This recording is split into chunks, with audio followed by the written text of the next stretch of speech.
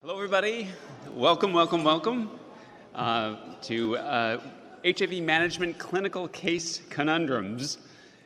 If you're wondering whether the plural of conundrums is something else, I was wondering the same thing, but we'll call them conundrums. My name is Paul Sachs, and I'm going to be your moderator for tonight and one of your speakers. This is a continuing medical education program that fortunately is being overseen by Vindico, a terrific CME company. And it's being supported by an unrestricted educational grant from ViiV. They did not have any input into the content of tonight's program. So let me now introduce our faculty. Starting at the far end, we have Dr. Darcy Wooten. Dr. Wooten is a professor of medicine at WashU St. Louis, where she is also the ID Fellowship Program Director and a sensational clinical teacher. Welcome, Dr. Wooten. Thank you. Wonderful to be here. I'd also like to introduce Dr. Raphael, otherwise known as Rafi Landovitz, professor of medicine at UCLA, Center for Clinical AIDS Research and Education, where he is the division chief and the director. Rafi, welcome. Thank you, Paul. Great to be here. Thank you all for coming. Rafi is, by the way, the #1 world's expert in pre-exposure prophylaxis. No pressure. No pressure. All right. So some things we're going to do tonight is here on the program. I'm going to take us through what I think were the highlights of 2024 in HIV management. And I want you to just raise your hand if you do manage people with HIV on a regular basis. Please do that. Okay, that's most of you. Good. So this is geared at people doing mostly outpatient HIV management, and then we'll go into the cases, and you'll see that we have cases presented by our faculty, and we'll also we do have one case that was prepared by Dr. Charlotte Page Roll from Orlando. She unfortunately couldn't make it tonight, and I'll be presenting that for her. So let's go right into it. What happened in 2024 of note? And I use 2024 in the fiscal year because we're in October. So we look back to the end of October 2023. These are my disclosures. Let's start with some updated guidelines. The Department of Health and Human Services just updated their guidelines, and here were, I think, the most notable things they said. They said that abacavir, dolutegravir lamivudine, is no longer recommended as initial therapy. This is the first time they've taken that off the list. And they also took a bunch of other things off the list. Many people are still on these treatments, including boosted elvitegravir, boosted atazanavir, efavirenz, and rilpivirine. So some of these are kind of probably old news to you because you haven't been using them as initial therapy for a while, but it is actually, I think, important. Treatment failure.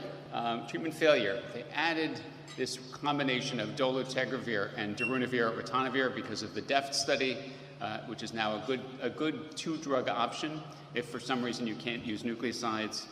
And then what about long-acting cabralpivirine in people with viremia? Well, if you went to Dr. Landovitz's expert talk this morning on long-acting therapy, you know that there has been increased interest in using it in this context. And this follows something that we had already done with the ISUSA guidelines. We were trying to be prescient. I always like to use that word whenever possible. We were trying to sort of foresee the future. If you were a hockey player, you want to go to where the puck is going to be. If you're a football player, international football, soccer player, you want to go where the ball is being passed. And we had already made this statement based on some very impressive case series where people who were literally and imminently going to progress to HIV disease and AIDS were salvaged by going on injectable therapy. All right, now, key switch studies. So I am focusing on switch studies because the landscape for treatment-naive studies right now is kind of barren. It's kind of barren, and I've put this slide together with my expert PowerPoint skills, and what I did was I created a metaphor for why this is the case, and the metaphor is Godzilla. Godzilla has gone through the world and tramped everything out, and it's these three regimens. Basically, globally, it's tenofovir, lamivudine, dolutegravir. where over 25 million people are on that regimen, amazingly. In the United States, it's largely bictegravir, FTC, TAF, and dolutegravir, lamivudine. And it's very hard to enter this area because these regimens are so good. These three regimens dominate. So let's focus on the switch studies, and I want to actually, really drill down on this particular concept. Can you use a high resistance barrier integrase inhibitor, dolutegravir and bictegravir, in people who have extensive nucleoside reverse transcriptase inhibitor resistance? And so we have two studies of virologic failure. One is the DEF study, and do not be fooled by that two. You're not supposed to pronounce the two. I learned that from one of the investigators. Who knew? Now I know. All right. And the other was the Vizin study. And then there are also studies of virologic suppression, another part of the Vizin study, and then the Gesgio study done in Haiti. And really, if you look at the DEFT study, you can see that people with treatment failure globally, many of whom were presumed to have resistance, so they didn't present resistance data, that dolutegravir-based regimens were better than the standard of care, which is darunavir, ritonavir plus nucleosides, and then also that regimen that is nucleoside-free, darunavir, ritonavir plus dolutegravir, did very well as well also. So if you took a look at the forest plots in the paper, you'll see that all of the dolutegravir regimens are superior to the darunavir, ritonavir plus nucleosides regimen. So that's the DEFT study. The Gesgio study is a switch trial done in Haiti in people who also were presumed to have lots of resistance because they're suppressed on a second-line regimen of a boosted PI and two nucleosides, and they're randomized to continue that or switch to bictegravir, FTC, TAF. And you can see virologic suppression is maintained in people who switch. In fact, it was numerically almost superior, numerically higher and almost superior to staying on the boosted protease inhibitor. So not surprisingly, these confirm the results from earlier studies. This is 2SD. And if you go to the Vizin study, you'd find the same result. And that just basically allows us to be very confident in using high-resistance barrier integrase inhibitors with nucleoside analogs, even if there is extensive resistance. All right, another very interesting trial, potentially groundbreaking in the switch area, is weekly islatravir and lenacapavir. This is an oral version of lenacapavir and an oral version of islatravir. And this phase 2 trial, we got a readout of 24 weeks, and at this meeting, we're going to see the 48-week data. And it actually looks like it maintains suppression very well. And when you ask your patients, you say, would you like to take a pill once a week instead of every day? That's actually something that's pretty popular for them. So this is the first of the long-acting oral preparations that looks like it could replace daily oral ART. Another switch study that got a lot of attention is the Paso Doble study. Now, the Paso Doble study started in 5 to 7 years ago in Spain, and it basically looked at people who were virologically suppressed, did not have treatment failure histories, and were not receiving dolutegravir or bictegravir. So that's very important. And then they were randomized to switch to dolutegravir, lamivudine, or bictegravir, FTC, TAF, with the primary outcome being virologic suppression. And the virologic suppression results are very much predictable. We know that switching to dolutegravir, lamivudine in people without any resistance is non-inferior to continued 3-drug regimens, and there are those results. But perhaps more interestingly and more controversial is this result right here, is that you had significantly more weight gain with the bictegravir, FTC, TAF arm than the dolutegravir, lamivudine arm, and this only happened in people who were switching off TDF or bacavir. It's an unexpected finding. Previous studies of dolutegravir, lamivudine suggested it would be similar to bictegravir, FTC, TAF. This paper has not yet been published, so we don't know the full details. But mechanistically, we might actually learn something with this because the Paso Doble investigators embedded lots and lots of mechanistic evaluations into this study, including all these metabolic parameters that are too complex for me to describe or even understand. Another switch study that is very important is this CARES trial. The CARES trial took people in Africa who were virologically suppressed and not anticipated to have any prior treatment failure or resistance. and then they randomized them to go on injectable cabrolpivirine or stay on their current ART. They did have very sparse virologic evaluations. You'll notice the times that they got evaluated with viral loads was infrequent. And so here are the results. The results show that it is just as good when it's done in sub-Saharan Africa as it is done in more developed countries, or more richer countries, I should say. There were virologic failures, but at the same rate that you would see in other trials, about 1%. There was something that didn't make a whole lot of sense to me, which is that they went back to the baseline samples and did proviral DNA sequencing and found that 10% had rilpivirine resistance. Well, you know, there's a lot of NNRTI use in globally. Maybe that's kind of understandable.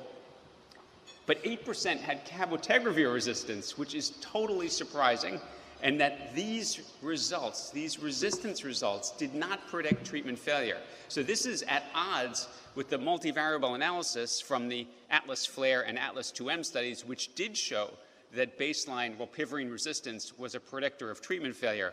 And I don't really know how to interpret this. It does show us that proviral DNA resistance testing is kind of a complex beast, and also that multiple labs doing it in different places might get different results. And then finally, the take-home message from this should not be that we can go ahead and use cabrolpivirine in people with resistance to either of these drugs. The take-home message should be these are really just preliminary data, and that you should not use cabrolpivirine in anyone with documented resistance to either drug. A related concept of using cabrolpivirine in people for whom it was not originally intended is the Latitude trial, of which Dr.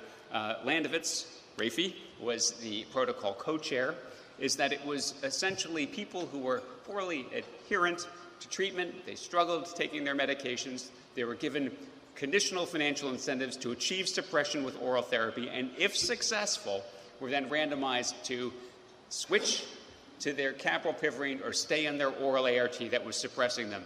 At that point, the financial incentives stopped.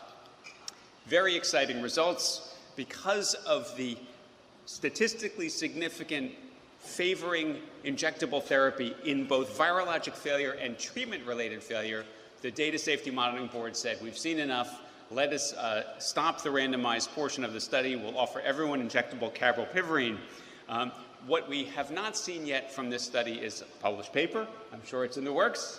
Yes? Okay. And we also haven't seen a real detailed analysis of really the step one treatment failures, like people who just didn't really make it to this virologic expression. That would be very valuable, because obviously a lot of people who struggle with adherence are going to continue to struggle with adherence even after they get these financial incentives. So it's a very important study. It really does broaden potential use of cabrolpivirine to a group that previously had not been really eligible for it. It did engage a clinical trials cohort that doesn't usually get into clinical trials. I know that at our site, we tried to enroll in this. We did enroll some people into this study, but lots of the people who struggle with adherence are just the sort of people who have difficulty entering a clinical trial for a variety of reasons. And then at some point, we'll learn, what does these financial incentives do for people? You know, there's a big literature on this, and this is, I think, among the most interesting parts of the study. And, you know, I mentioned using cabrolpivirine with viremia. This is actually the largest of the groups to do it. This is from UCSF. They recently updated their experience in clinical infectious disease, which is a really excellent journal. I can't help but say that every time I mention that journal. And I really feel like the clinical infectious diseases, we engaged with the authors of this cohort. We wanted them to describe as well as possible their patients in this study. Interestingly, they had a good week 48 response. 80% were still on cabrolpivirine, even though they started cabrolpivirine with viremia. Those who were not on it either had dropped out of care or were on alternative regimens, and some actually are now virologically suppressed on cabotegravir and lenacapavir injectable, which is an exciting combination that we hope will be studied further. All right, what about advances in PrEP? Well, you know, if you give people choices, they seem to want to take PrEP more often. This is a study done in Africa. Again, thanks to Rafi for highlighting this paper. It was basically done to show that if you give people options, more people engage in PrEP, and in this particular study, injectable therapy was preferred. In fact, a lot of the studies that have looked at patient preference after being on PrEP have found that injectable is preferred. And then this got the most news, which is injectable lenacapavir every 6 months. This was the paper that was presented this summer in Munich and then published simultaneously in the New England Journal of Medicine.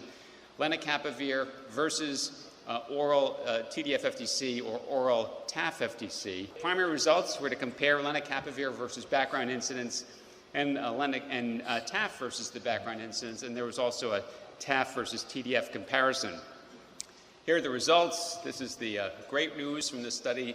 0 participants, at least as reported to date, have acquired HIV. Great news. We don't know whether it's going to be sustained, but it looks very good for now.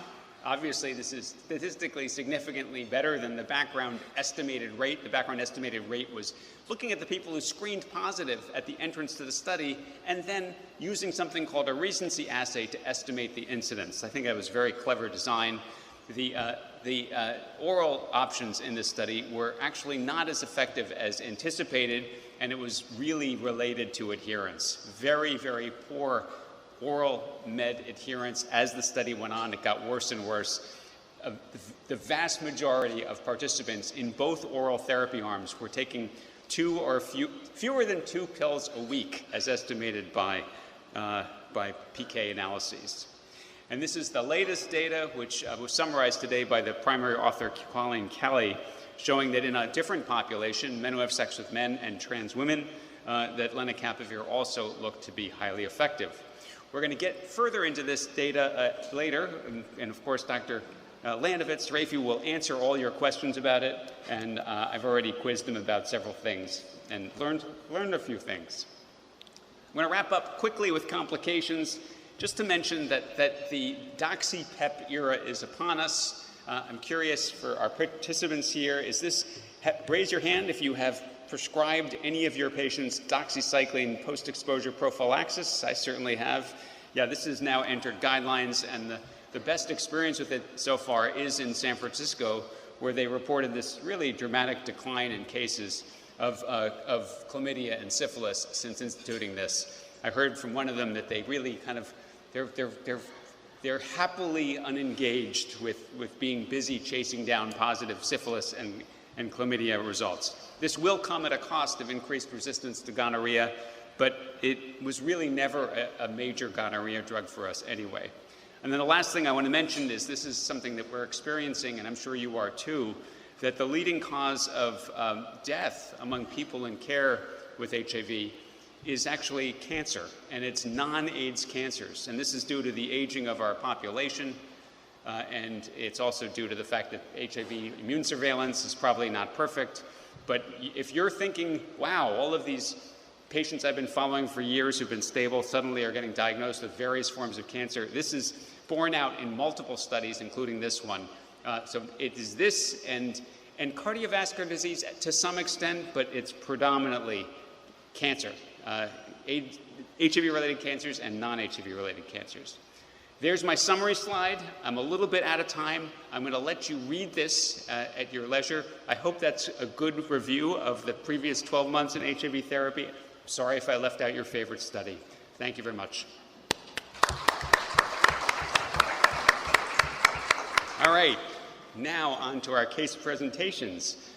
Guess what Rafi's presentation is going to be about? You got it, Rafi, go ahead.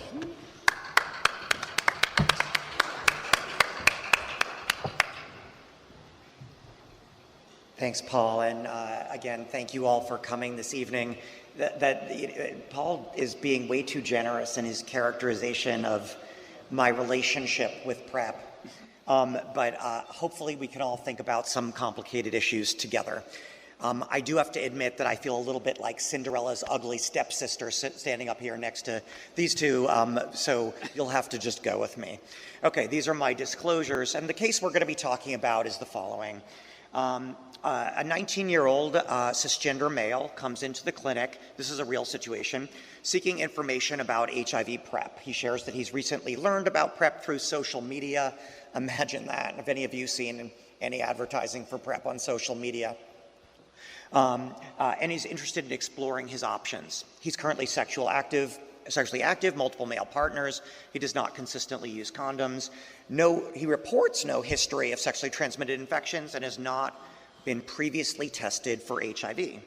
You note in his EMR that he was, despite this assertion of no history of sexually transmitted infections, that there was an RPR in the EMR at a titer of 1 to 256 about 3 years prior, but there are no HIV test results associated with that, nor any follow-up RPR values.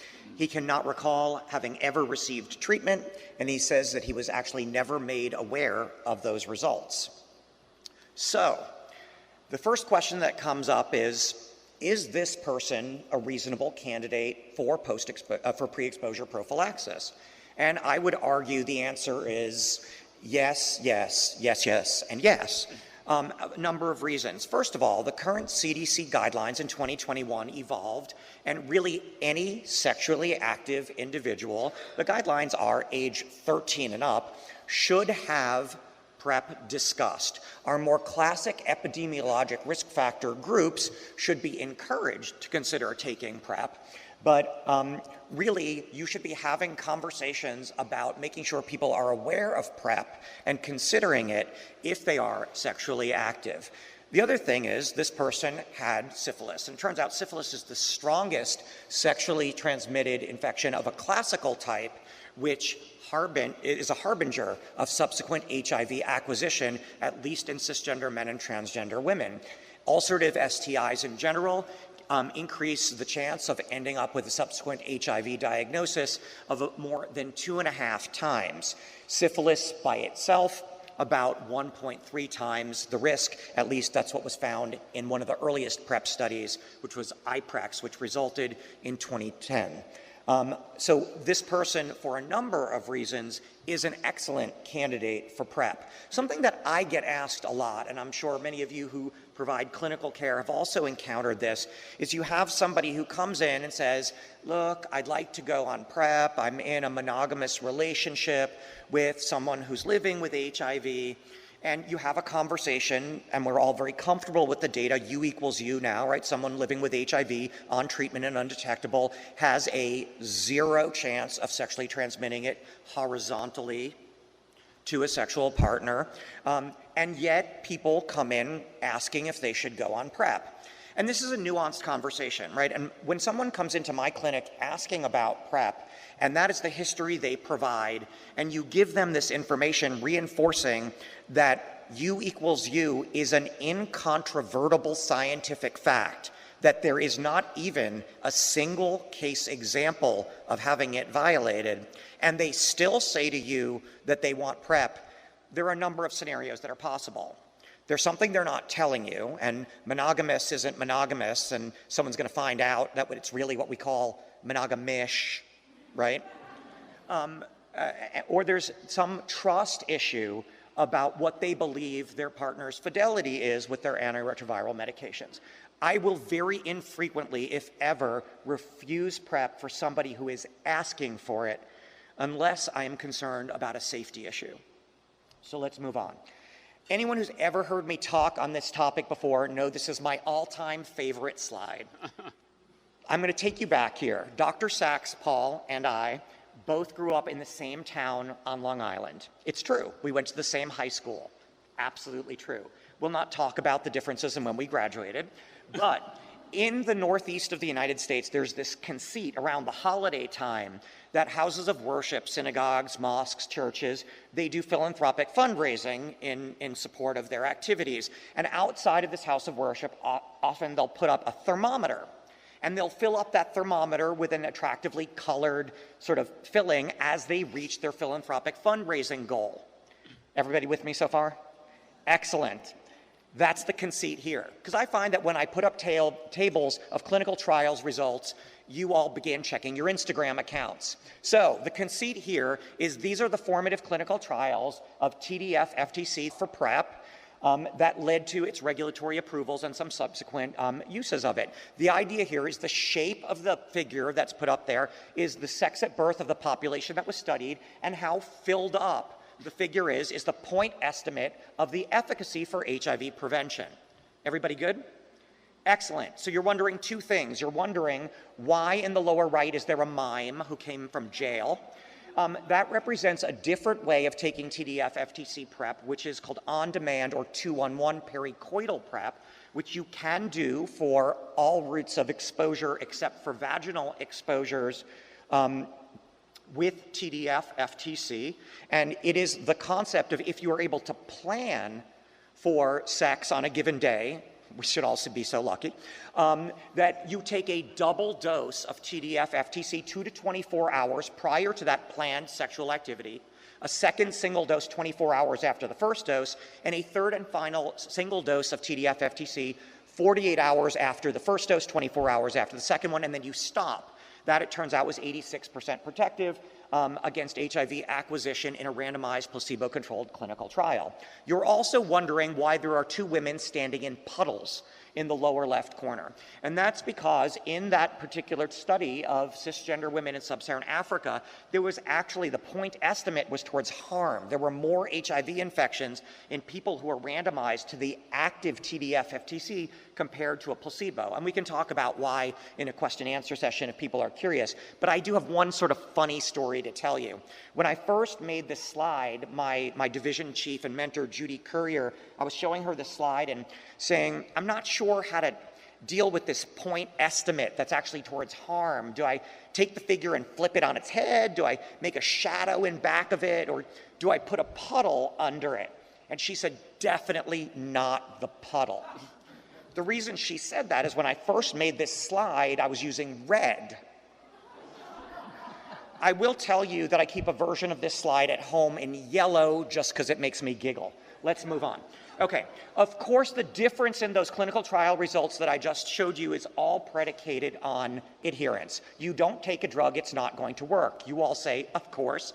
However, the problem with all of these clinical trials as they were going on is taking a daily oral tablet is not something a lot of people want to do or are able to do. Right? So what we found, particularly with cisgender women, is two things. That carrying around a medication that's often associated with HIV treatment is stigmatizing. People don't want to do it. And this is not sort of something that, particularly in Southern and Eastern Africa, people are able to do, to carry around pills and take them on a regular basis. This is really just not feasible. There are also some pharmacokinetic differences where the agents that are components of TDF and TDF in particular, they concentrate differently in rectal tissue compared with cervicovaginal tissue, which we believe leads to differential forgiveness in terms of maintaining efficacy for vaginal protection compared with rectal protection. So you really need almost perfect daily adherence to get extremely high levels of protection in the vaginal compartment. Some recent data from now the director of NIAID, Jeannie Marazzo, suggests that there is a little bit more forgiveness than we previously thought, perhaps down to as few as 4 doses a week, which is what we think of as the requirement for high levels of protection in the rectal compartment.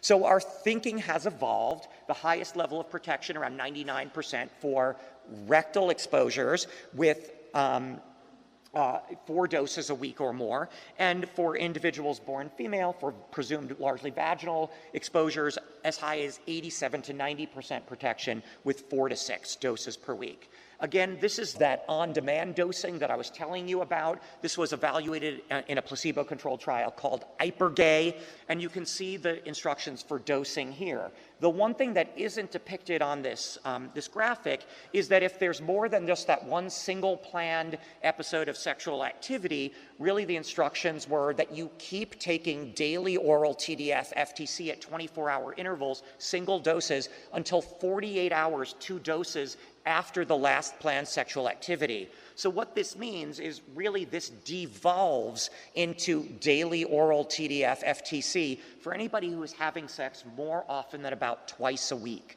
So this is an interesting option for people who are having infrequent sex. It's also, there's nothing wrong with trying to do it if you're having sex more often. It just really turns into daily oral PrEP, and so why wouldn't you just do that? So this is really something for people who can plan, are not having vaginal sex, and are having it infrequently. I do want to mention TAF FTC, which was approved for, again, all routes of exposure except for vaginal exposures, and this was studied in a comparative trial called the DISCOVER trial, which compared daily oral TAF FTC to daily oral TDF FTC. I'll get right to the punchline here. You can see it on the right side of the slide. This was a non-inferiority result. So basically all we can say is that it worked essentially just as well, both products, and not that it was safer. I know a lot of people have this interesting conception that TAF FTC for PrEP is safer than TDF FTC for PrEP.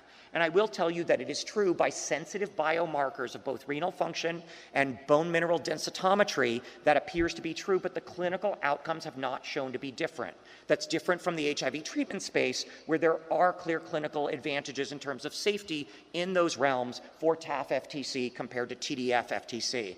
This is one of my favorite infographics on the planet. If you don't know it, screenshot it, or even better, find it online. Julia Marcus, formerly of the Kaiser Family Foundation, now at Harvard, created it. She posted it on X, formerly Twitter.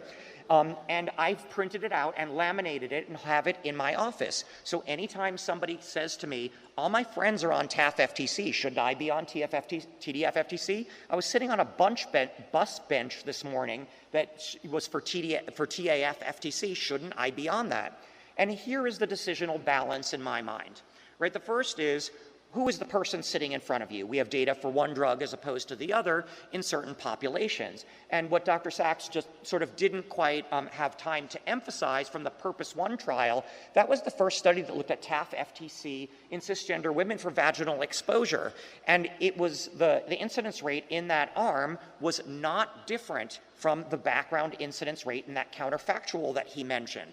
Now, yes, that was likely probably because of adherence challenges, but that is not going to lead to confidence nor a regulatory approval for TAF FTC for vaginal exposures.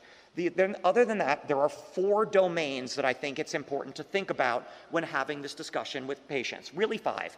The first and really, well, the 5th one is the size of the tablet, right? If you look at the top, these are obviously blown up for convenience sake, but there's some people for whom a smaller tablet makes a big difference on whether or not they can take it. Often adolescents, people with dysphagia, and the TAF FTC tablet is smaller. Other than that, there are 4 domains that are important to think about. Renal dysfunction, which favors TAF FTC, at least by sensitive biomarkers. Bone mineral density, again, favoring TAF FTC, again, by very sensitive DEXA measurement. But one thing we talk about a lot less are LDL-related effects, which favors TDF over TAF. So depending on the person sitting in front of you, that might be important. And then weight change, right? TDF FTC is either weight neutral or associated with some weight loss, and TAF appears to be associated with what we think of now as the background rate of weight gain in most people, which is about 1 kilogram per year, which is interesting because we've all then gained some weight since we've sat down this evening. As someone who takes care of patients here in Los Angeles, I can tell you when you have this conversation and you get to this differential of weight, there is no more of a discussion. Okay, I'm going to move on in my last minute or so together with you and talk about something that I was involved with. First, full disclaimer, HPTN 083 and 084, the incredible sexy names of the trials that led to the regulatory approvals for long-acting injectable cabotegravir. This is a complicated slide. I'm going to break it down for you super quickly. Left side of the slide, cisgender men and transgender women. Right side of the slide, cisgender women, Southern and Eastern Africa.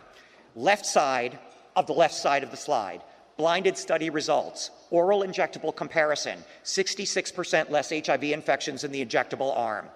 Left half of the right half of the slide, cisgender women, blinded study, 90% reduction in HIV incidence, injectable compared to daily oral. The right half of both of those is when people were unblinded, when the injectable product was found to be superior, and people were maintained on their original randomized study regimen while the protocol was amended and people were offered open label injectable product.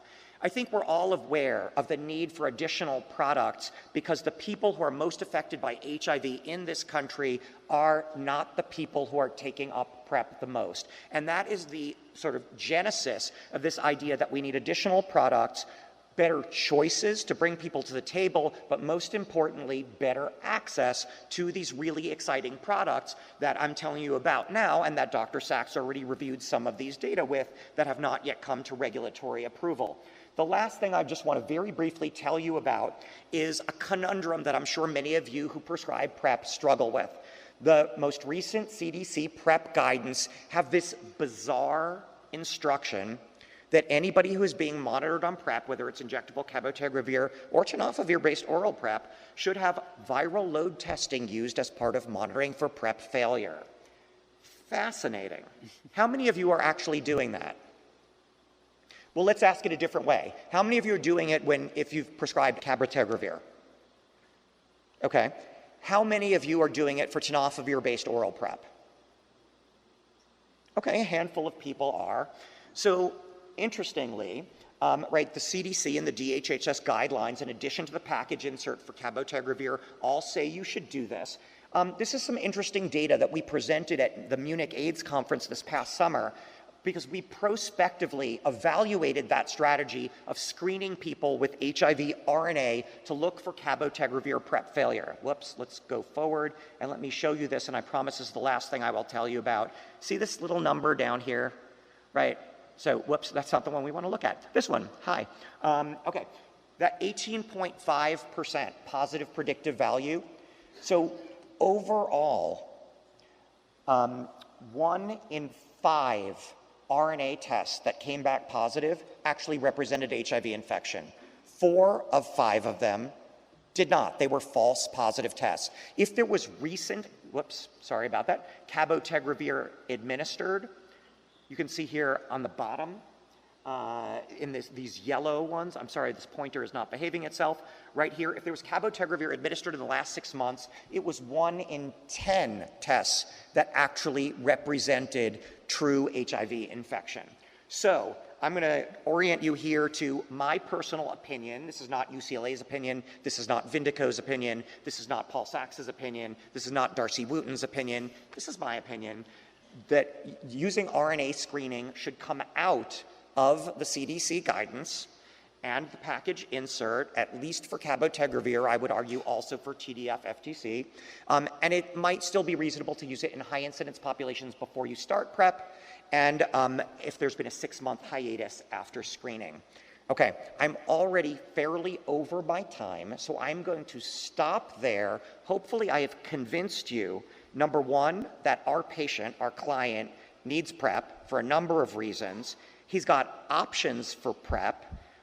If he wants PrEP and is sitting in front of you, doesn't matter what his partner's status is, how many partners, you don't actually need that information to make a decision about whether or not you're going to prescribe PrEP. You have options, you understand what those options, risks, and benefits are, and how you could triage them, and my suggestion about how you would monitor for PrEP failure in that context.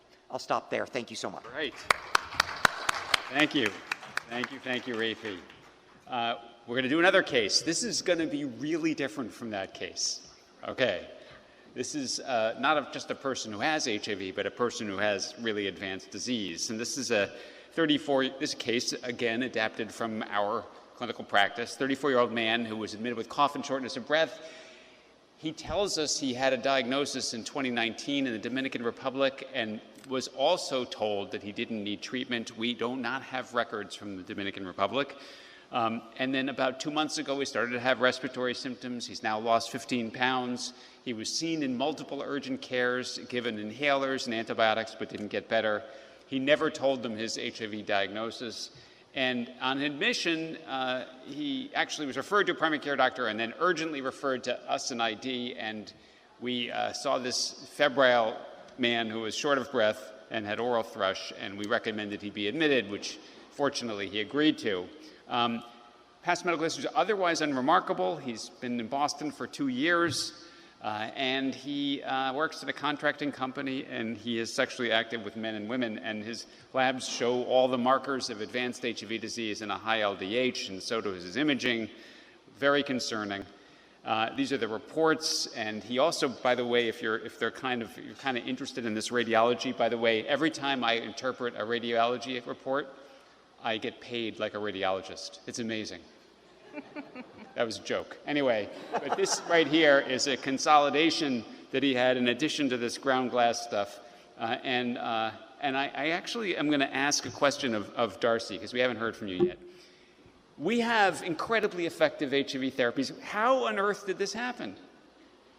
Yeah, it's a great question, and one that we see all too often, I would say, and is completely preventable, but I think multifactorial has a lot to do, I think, with access, knowing about your diagnosis, getting linked to care, and I think there is a lot of stigma, both sort of at the societal level, but also self-stigma, and that drives a lot of the behavior and outcomes. Yeah. This is clearly what was going on here, because he was not telling anybody about his HIV diagnosis until he got so sick he needed to be hospitalized. Thank you. So here's his additional data. His CD4 was 67, HIV RNA greater than 1 million, no resistance. That radiologist who called that consolidation was spot on. The person also had bacteremia and pneumocystis, bacteremia from strep pneumo and pneumocystis pneumonia. I always like to show this when I'm teaching ID fellows about this stuff. You know, you can have multiple diagnoses. You can have the Occam's razor where there's one explanation, and you could have as many diseases as you damn well please. So he gets put on this treatment for his infection, and you're ID doctors, so you know what he's going to go on. He's going on trimsulfa and prednisone and ceftriaxone. He's in the ICU. Rafi, you're the ID consultant. When would you start treatment? Yesterday. Okay. Too late for that. He's now critically ill. So Immediately. okay, you'd go right away. What do you think, Darcy? What do you think? I think, and it kind of depends if he's intubated, can you have a conversation with him? It feels uncomfortable to start antiretrovirals on someone where you can't have that discussion. And you want to make sure, like, let's hope he doesn't have tuberculosis as well, so might want to, wait till some additional test results come back. I would start soon-ish. Does it have to be today? Yeah. Versus tomorrow? I think tomorrow would be okay as well. I think the idea that it has to be like now is something I want to disabuse people of that impression. I think sooner rather than later. The guidelines say within 2 weeks is typically a good time to start, and I think that's fair. When you look at ACTG 5164, looking at immediate versus deferred ART, it wasn't really immediate. It was actually within 2 weeks of diagnosis. So I want to emphasize this. This is a table of clinical trials done in the last, couple of decades. And you'll notice the CD4 cell count, the proportion who have a CD4 cell count less than 200 is small. It's small. It's generally less than 20%. And the proportion with HIV viral load greater than 100,000 is also small in most of these studies. And that's because many registrational trials, many ART trials in the past require people to be stable before they get into the study, not people like this. There are observational studies that we can learn from. This is one that was done in this OPERA cohort, which is basically a way of looking at electronic medical records in the United States. And this looks at people who are treatment naive, starting therapy with a CD4 less than 200, comparing boosted protease inhibitor with darunavir, dolutegravir, bictegravir, and then elvitegravir cobicistat. The main finding in this study, as you will see in multiple studies, is that integrase-based regimens are better, and that in this particular study, the one that was most likely to be successful long-term was bictegravir FTC-TAF, which is probably what most of us would have answered with the what would you start in a patient like this. So I do have an example of a clinical trial in people with advanced disease. It's called the Reality Study. I don't think it got enough attention. It really was quite remarkable. It was done in Africa. To get into the study, you had to have a CD4 cell count less than 100. And you'll notice the base, first of all, they have 50% women, so that's also unusual in these studies that I mentioned before. And look at the proportion with CD4 cell counts, with viral loads greater than 100,000, 72% greater than 100,000. The median viral load was 200,000. The CD4 cell count was under 50. Very advanced disease. The question, 3 versus 4 drugs showed that actually intensifying the regimen didn't really help. So we learned from this that 4 drugs was not better than 3. They did have a faster rise in the CD4 because of the integrase-based component of the 4 drugs. And then fascinatingly, despite everybody thinking that integrase inhibitors cause more iris than other regimens, they didn't see it in the clinical trials. So don't let anyone tell you that integrase-based regimens cause more iris. Now, I want to mention that there are some cases here. In fact, Rafi was involved in one of them where people on first-line bictegravir or dolutegravir-based regimens develop resistance. Now, it does not happen in clinical trials very much, but in clinical practice, it can happen. It can happen. And what are the contexts where this happens? First of all, advanced disease. Advanced disease, high viral load, low CD4. Second of all, that second column, comorbidities. And then last is often drug interactions. So I put together this perfect storm slide to sort of teach people to be aware of primary integrase inhibitor resistance, because it does happen under this confluence of factors that I just mentioned. If you have someone on a rifamycin in particular, there have been at least 2 cases where people getting rifampin-based therapies for concomitant infections have developed resistance to dolutegravir. All right, so he gets better. Good news, we have this great treatments. He started on bictegravir FTC-TAF on day 4 of his hospitalization, and he's given very, very close follow-up. I think one of the biggest lessons we can give to our colleagues who manage people in the hospital with HIV and opportunistic infections is to make sure that they are discharged with very, very close follow-up, preferably if they don't speak English as their primary language, with someone who speaks their primary language, and he has done quite well. So take-home points from this case: despite the availability of highly effective therapies, a significant fraction of those who have HIV do not access ART, and stigma is definitely playing a role. In the USA right now, the most generous estimate for our proportion virologically suppressed is about 75%. That's the best we've done. We are very, very far from having everyone on ART. The people most likely to be hospitalized are people not on ART for a variety of reasons. Advanced disease, we are going to get more information from a study that's called LAPTOP, I think within the next year.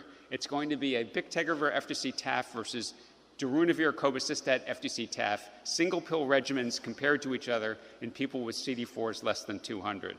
And then if you are going to get a case of primary resistance to dolutegravir or bictegravir, then it is going to be likely people who have this confluence of factors. All right, moving on. We have another case for you, and I'm just going to say that this is a case that was originally prepared by our other faculty member, Dr. Paige Roll, who, as I said, unfortunately cannot be here, and it's a switch case.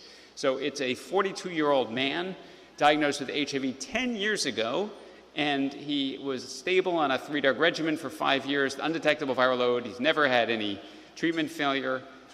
He has fatigue and nausea. Those are his major complaints. He has mild decline in his renal function.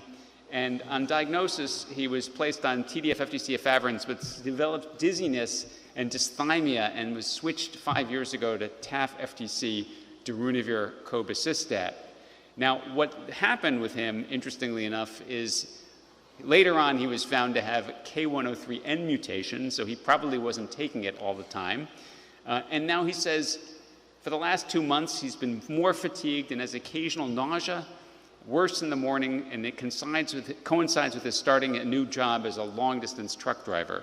And he says, I've been reading that the current ART can cause nausea and affect my kidneys, but doc, I don't want to change. What if the next drug is worse? Now, it's interesting, he says that the treatment can affect his kidneys. He undoubtedly is reading about the tenofovir in his regimen, but it's tenofovir alafenamide, which doesn't really affect your kidneys that much, but nonetheless, he's very worried, and I definitely have had patients say that they've read the warnings in their medication when they get it, when they're on TAF-based regimens about tenofovir toxicity. So what advice would you give him regarding switching ART according to the DHHS guidelines?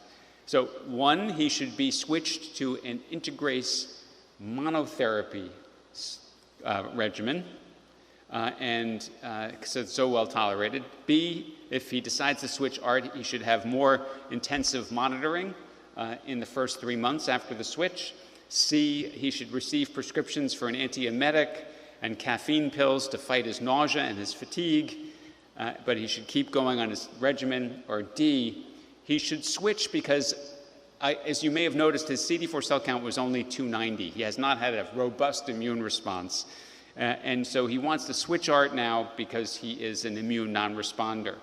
Okay, actually, excellent. So that's important. You know, I want to say that dolutegravir monotherapy is not recommended for anybody, and also if someone's having nausea, they really shouldn't be treated with anti-nausea medicines. They should switch their regimen, especially since they're on a boosted PI. And we don't do anything in particular to raise the CD4 cell counts. So, you know, there's lots of guidance about switching therapy. And obviously, when you're switching someone for virologic failure, it's very different than when you're switching someone who's virologically suppressed. So when you have someone who's virologically suppressed, you just need to make sure that you're not going to jeopardize future treatment options. It's really a matter of being comprehensive about collecting their past histories, all their resistance reports, et cetera. And then if they have HIV hepatitis B co-infection, they really have to stay on a tenofovir-based regimen, if at all possible. If they can't stay on a tenofovir-based regimen, as I mentioned, then they really need to be on entecavir. I did mention this earlier, that in the setting of NRTI resistance now, you can use NRTIs plus bictegravir or dolutegravir. That's now in the guidelines because of the clinical trials that I mentioned. So patients, when they are surveyed about switching therapy, they actually they say some interesting things. They're not as satisfied with their regimens necessarily as you might think. Some of them are interested in switching for a variety of reasons. You'll notice that there is a small subset who are very dissatisfied. And then the major reasons they want to switch are their side effects, things that are going to damage their body in some way. And then also they're interested in potentially taking medications less often. So who makes the decision about switching? The best solution is actually the one that's highlighted in green, which is that it's a joint decision. Do they feel comfortable raising the issues of concern to their providers? And the good news here is that most people do. I think that in general, when we're making a recommendation for switching therapy, there's some reluctance on the patient's part when they're virologically suppressed. They don't want to blow through their options, but usually with some reassurance and education, you could do it. So, what Dr. Paige Roll put down here is create a comfortable environment, routine assessment of ART, educational materials, shared decision-making, and contingency planning. One of our former ID fellows, Dr. Brian Wood, did this review article of switching therapy, and I think he broke it down nicely for us providers. You know, there are facilitators of switching therapy, which are listed here, and then there are barriers too, and the one that's most common is if it's not broken, don't fix it. I want to mention that I'm involved in a clinical trials, a clinical study cohort that's called TRIO, which is based on collection of large amount of electronic medical records. And it is really quite astounding, the variety of regimens that people are on in the United States. Some of them not unrecommended at all. You learn this when you look at this large, and the reason why the people are still on them is because they are virologically suppressed. They're working, but they're frequently using drugs that are either toxic or unnecessary. So, for example, one we saw recently, a person who's on tenofovir and abacavir. So tenofovir FTC plus abacavir as part of a triple nucleoside strategy plus a boosted protease inhibitor. there really is no indication for that regimen at all. I mean, I could imagine at the time when the person was put on that, there might have been a resistance test that came back that made them do that, maybe an M184V, but we certainly know that that's not necessary anymore. And then there are other barriers such as pharmacy issues and cost of medications, et cetera, and then just the lack of time. It's sometimes just easier to continue things. So let's go on with the case. He is willing to consider alternatives, and he wants some educational materials. And as I mentioned, he has this resistance report with a K103N, and he is hepatitis B immune, and he's negative for hepatitis C. So he's got a lot of options, and he just wants you to choose, and there are some patients who are like that, and he just wants his kidneys better and his nausea gone. So here's a question for you. So based on prescribing information, which of the following are considered appropriate switch options for this patient? Bictegravir FTC TAF, dolutegravir lamivudine, dolutegravir rilpivirine, cabrilpivirine, or E, all of the above. Okay, that is a question. You have this man, he's suppressed on boosted darunavir, he has K103N mutation, and he's wondering what are his options, and you have to make a decision now. All right, so there's certainly some splay here, but 50% did answer all the above, and it brings up a controversial issue because, you know, if you think about it, what drug class is that K103N mutation represent? It represents the NNRTI class, and we have two regimens on here that actually have the NNRTI rilpivirine. So this is a table which summarizes some of your switch options. And you can see that there's 2 drug options, and then not included in the 3 drug options are, well, actually they're here, but just 2 columns. But so there's 2 drugs and 3 drugs you could switch to. Not on here are switching to things like a boosted protease inhibitor, because we're just assuming we're trying to avoid those if possible because of drug interactions and cardiovascular risk.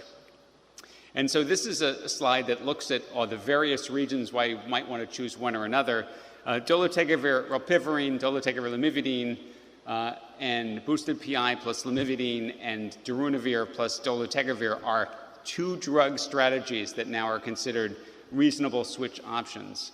There is only one long-acting regimen that's FDA approved, and that's cabrilpivirine. Virologic failure, you always want to use a high-resistance barrier drug if possible. When would you bring out ibalizumab or fostemsavir or lenacapavir? You would do that for people who have integrase resistance, multi-class resistance. These are not commonly used drugs. So a show of hands, how many people in this room have a patient on one of these 3 agents for treatment? Raise your hand if you do. Okay, smattering of you. I do, but not a lot.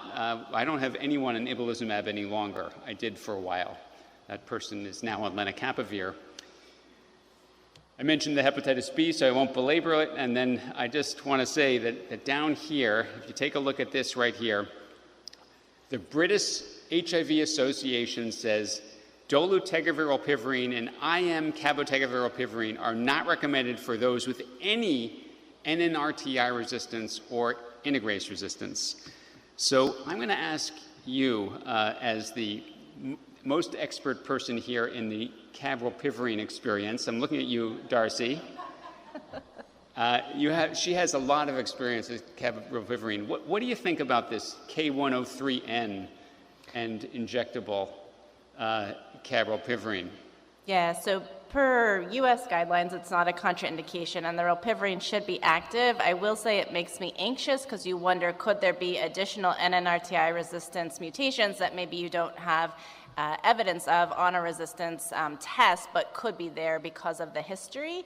And we know with this regimen too, even if you don't have any of these risk factors, there's still around a 1% rate of failure. So you'd really kind of have to weigh risks and benefits. And in this person, as a truck driver, was thinking about, is the injectable going to be better for them, because maybe taking a pill every day is challenging with their schedule, but maybe being a truck driver, they can't get into clinic for the injection. So you'd kind of have to look at all of that. The patient was also, I think, had an elevated big BMI, so we kind of worry about that as well with the cabrylpivirine regimen, and same thing with the dolutegravir rilpivirine regimen in terms of the rilpivirine resistance. So it makes me anxious, but if there's a very compelling reason to use a regimen that has rilpivirine and it's not an absolute contraindication, kind of do that through shared decision making. Thank you. I think that's a good way of summarizing. So it's not contraindicated in the prescribing information, but there are some people, including all of the British, who are nervous about it. So that's why the answer was all of the above, were potential switch options based on prescribing information.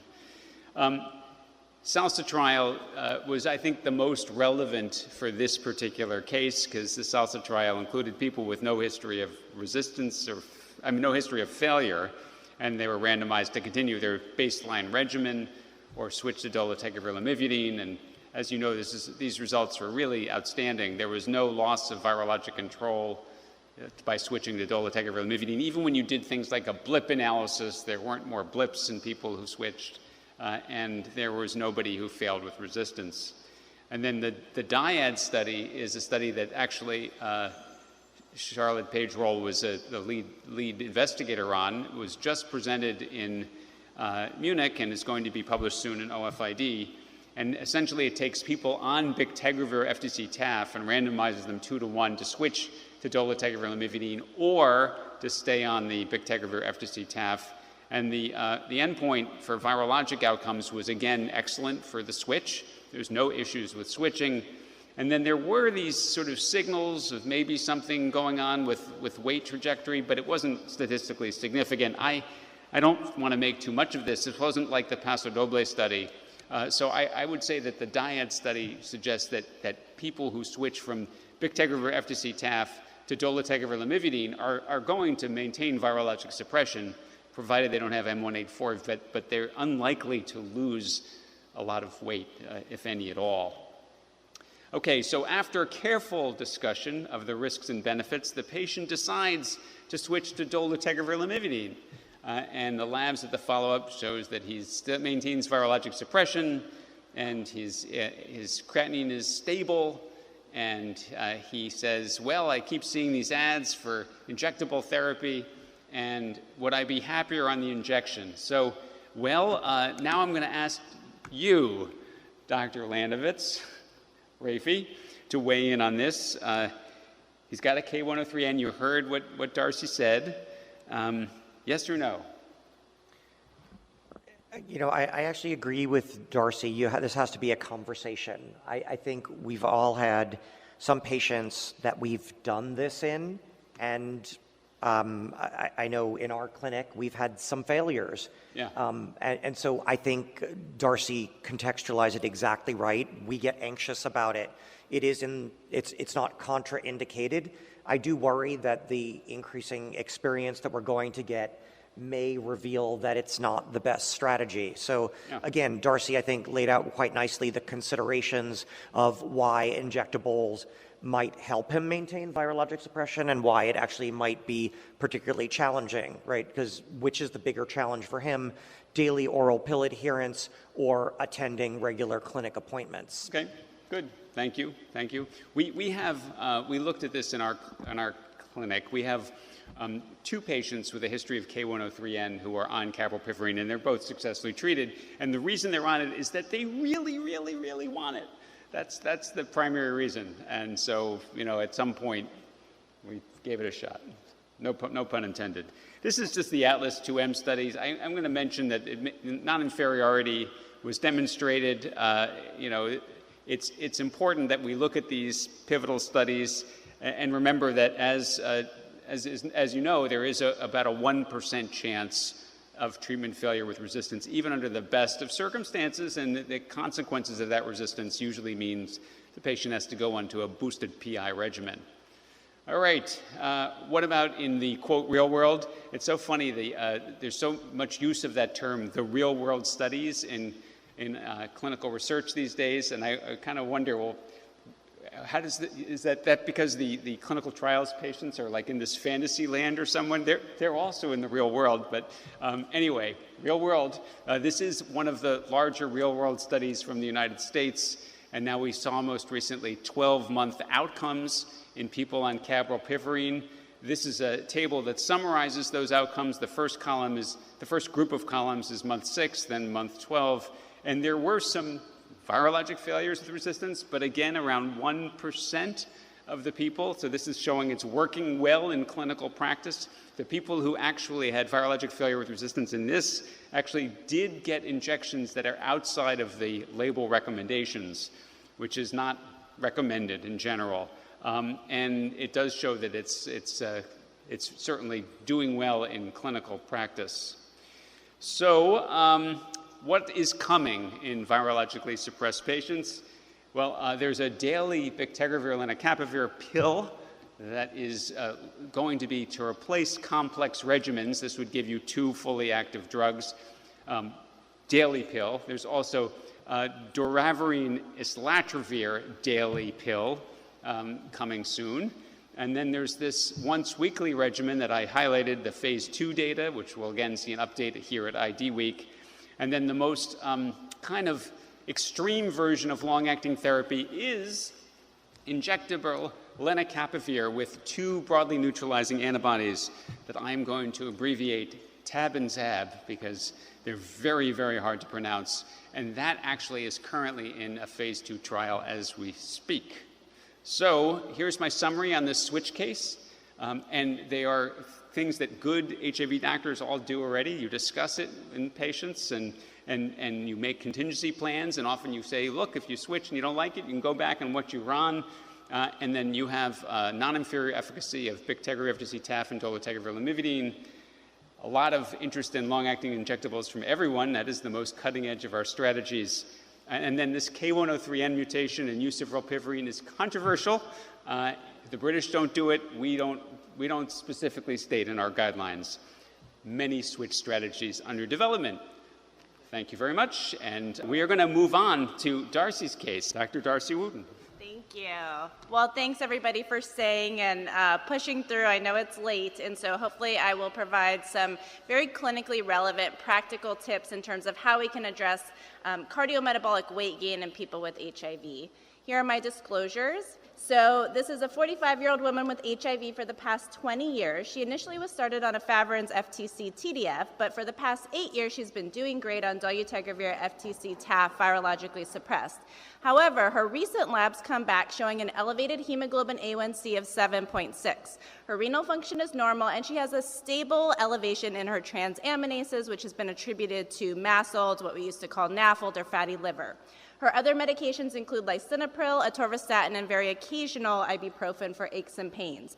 She wants to talk to you about her weight gain in clinic today. So she's gained 18 pounds over the past 3 years, and her current BMI is 33.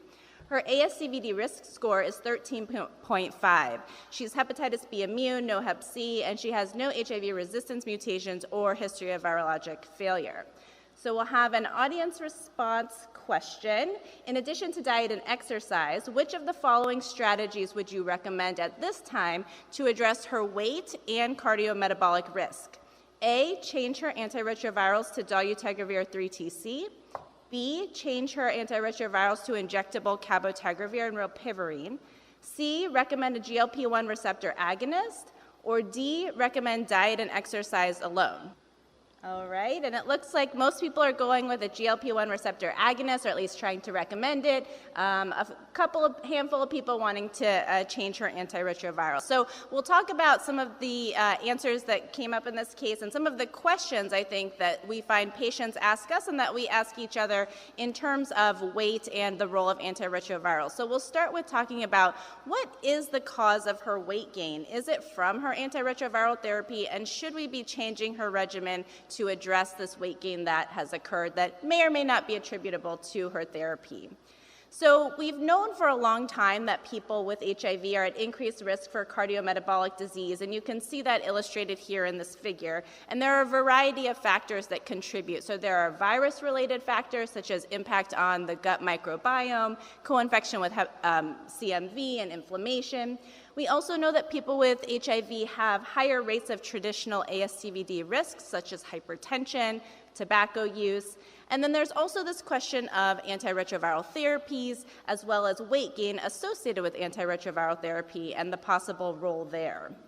So I would say over the past several years, this is what our prior framework has been in terms of trying to understand the role of antiretrovirals and their impact on weight. And the take home is that we tend to associate second generation integrase inhibitors, so dolutegravir, bictegravir, with increased weight gain compared to other antiretrovirals. And when we're thinking about NRTIs, we think about TAF as being associated with more weight gain compared to the other NRTIs. And this really came from the landmark study, which is depicted, the figure in the upper right, the ADVANCE trial, which was a randomized controlled trial in South Africa of treatment-naive individuals who are randomized to one of three regimens. So in red, dolutegravir, emtricitabine, and TAF. In blue, dolutegravir, TDF, and emtricitabine. And then in green, efavirenz, emtricitabine, and TDF. And you can see that individuals that were on a regimen containing dolutegravir and TAF in red had the most weight gain, and this increase in weight gain was very prominent in women. You see a similar finding in the study on the bottom panel, which was a pooled analysis of 8 different randomized controlled trials, showing that in red, integrase inhibitor containing regimens were associated with more weight gain compared to those that contain PIs or NNRTIs. When you look at kind of what integrase inhibitors were driving this, it turned out in the middle panel to be bictegravir and dolutegravir in red and blue respectively, compared to elvitegravir.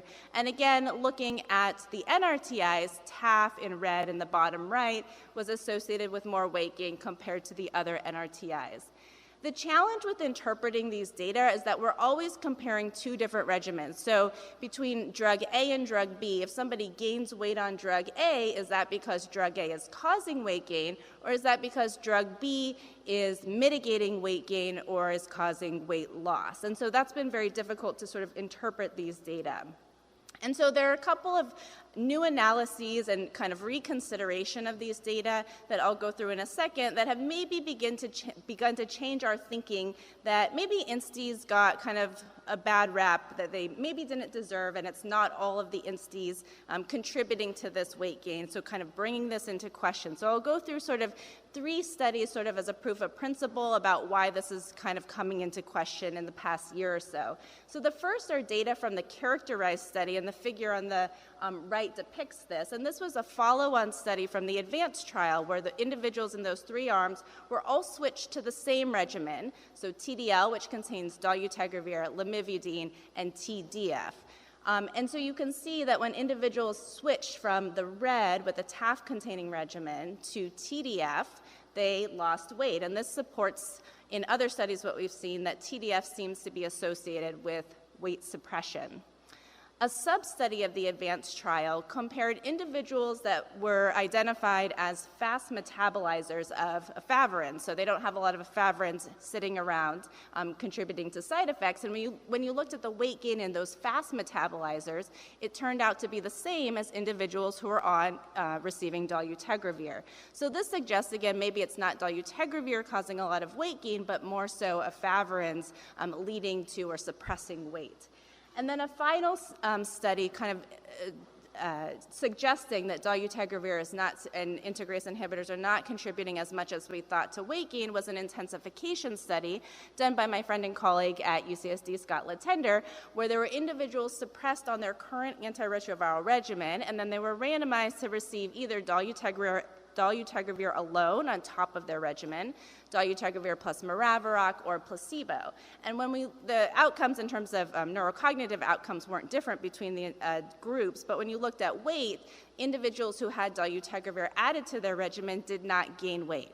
So again, bringing into question the fact that the idea that maybe INSTIs aren't causing as much weight gain as we thought. And so there was sort of this updated framework that was published over this past year kind of giving new perspective to the role of both host factors in terms of impact on weight, whether there were attenuating factors or enhancing factors or weight neutral factors. But with respect to antiretrovirals, I think there's really good evidence that both efavirenz as well as TDF contribute to weight loss or attenuate weight gain.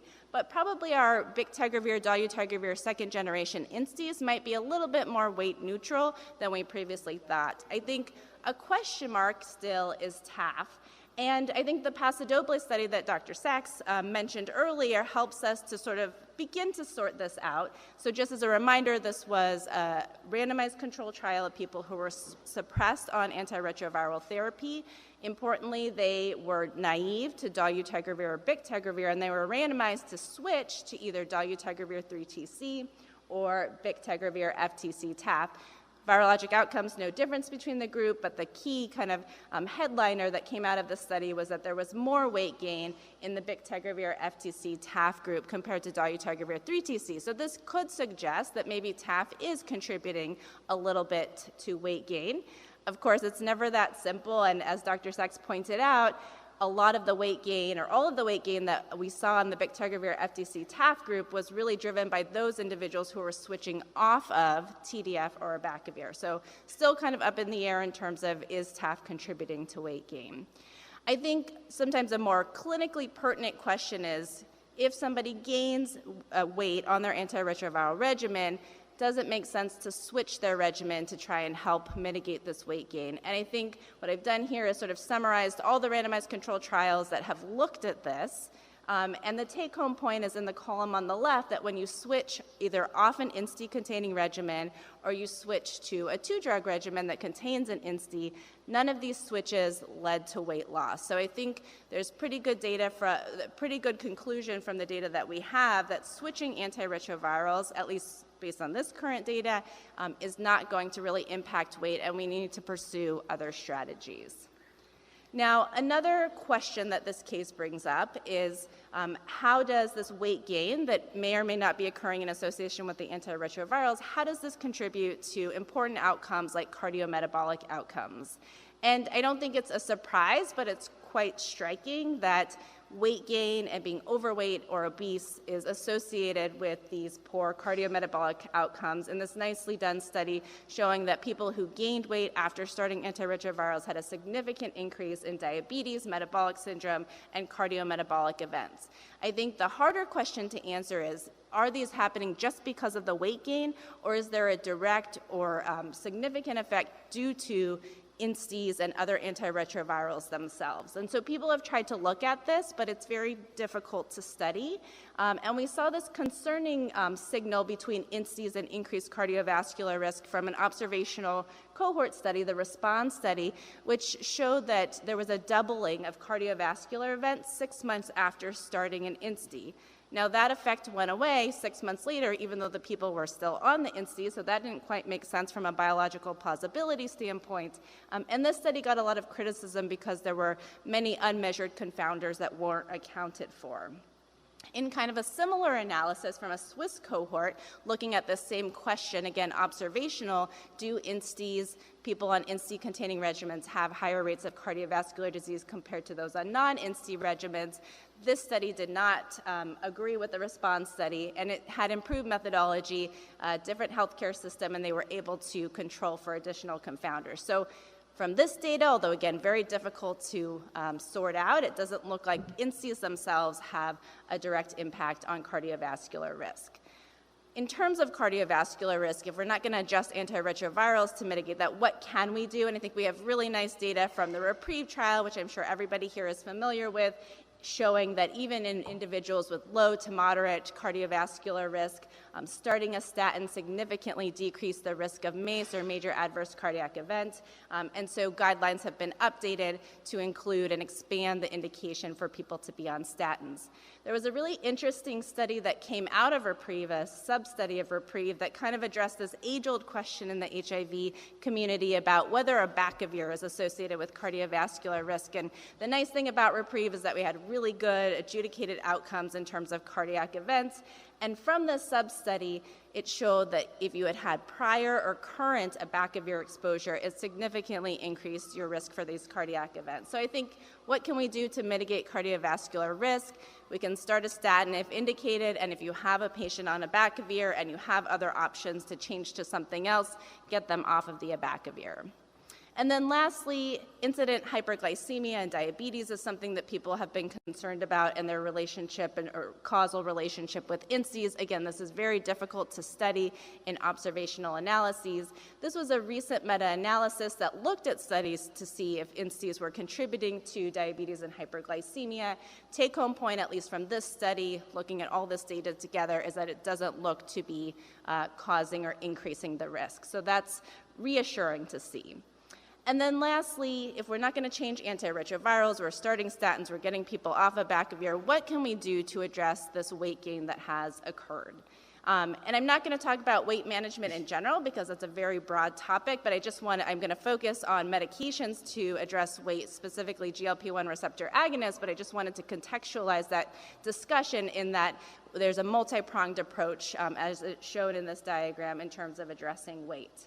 So GLP-1 receptor agonists, glucagon-like peptide-1 receptor agonists are these amazing wonder drugs. They have multiple different targets and have tremendous benefit in the general population beyond glycemic control and weight loss, decreasing mortality in certain populations, improving nephropathy. There's even data that show that they benefit in neurocognitive disease, addiction, et cetera.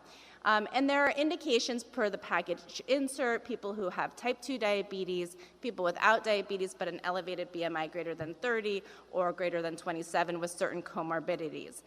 However, I would suspect that many people patients that you take care of who have an indication for a GLP-1 receptor agonist are not currently on a GLP-1 receptor agonist because there are significant barriers to these medications, including costs, insurance coverage. When insurance does cover them, there'll be drug shortages at the pharmacy for the dose that the patient's titrating on. They also have side effects, and then there's no clear stopping point. We know when patients stop these medications, they tend to regain the weight, so what is sort of the maintenance strategy, and what's the guidance there? So this slide just summarizes data that we have looking at GLP-1 receptor agonists in people with HIV, and the number of these studies I'm sure are going to grow over the next several years. There's been one randomized controlled trial and a handful of observational studies showing that people with HIV who receive GLP-1 receptor agonists have similar degrees of weight loss as in the general population. People lose fat, but they also lose muscle. There was a really nice study from Croy showing that even though people had a loss of muscle mass, they actually didn't lose physical function. So that was really reassuring, but something that we want to keep a close eye on as people with HIV are living longer, which is wonderful. The Slim Liver study, which is the second bullet point, showed that GLP-1 receptor agonists improve MASLD in people with HIV. So individuals in this randomized controlled trial had a 30% reduction in intrahepatic fat, and almost 30% had complete resolution of MASLD, which there are very few interventions that make a dent in this condition, and so this is a really robust study. And then there are also studies showing that GLP-1 receptor agonists significantly decrease important inflammatory markers in people with HIV. So to wrap up this case, the patient was started on semaglutide. Her dose of atorvastatin was increased to a high potency. She was started on diet and exercise, and her antiretrovirals were left just where they were. So some take-home points. People with HIV are at increased risk of cardiovascular disease. INSTIs are great and maybe aren't causing as much weight gain as we thought. Abacavir, not so great, and if you can get your patients off, please do so. And then GLP-1 receptor agonists, also great, but access is an issue.